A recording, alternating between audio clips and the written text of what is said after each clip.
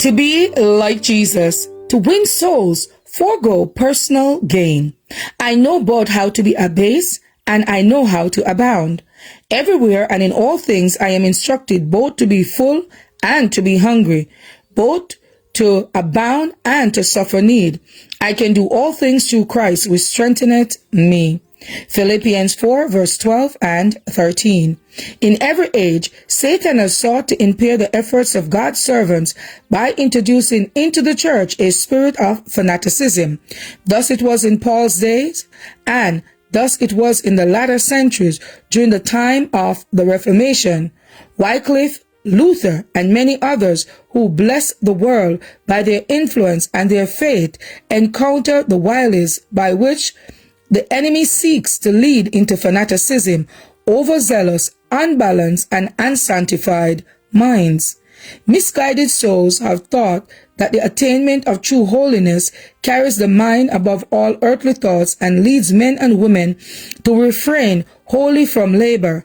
Others take extreme views of certain texts of scriptures, have thought that it is a sin to work, that Christians should take no thought concerning the temporal welfare of themselves or their families, but should devote their lives wholly to spiritual things.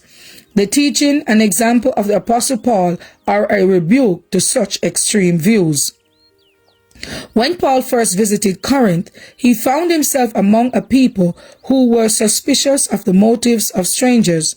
The Greeks on the seacoast were keen traders, so long had they trained themselves in sharp business practices that they had come to believe that gain was godliness, and that to make money, whether by fair means or foul, was commendable. Paul was acquainted with their characteristics, and he would give them no occasion for saying that he preached the gospel in order to enrich himself. He might justly have claimed support from his Corinthian hearers, but his right he was willing to forego, lest his usefulness and success as a minister should be adjured by the unjust suspicion that he was preaching the gospel for gain. He would seek to remove all occasion for misrepresentation, that the force of his message might not be lost.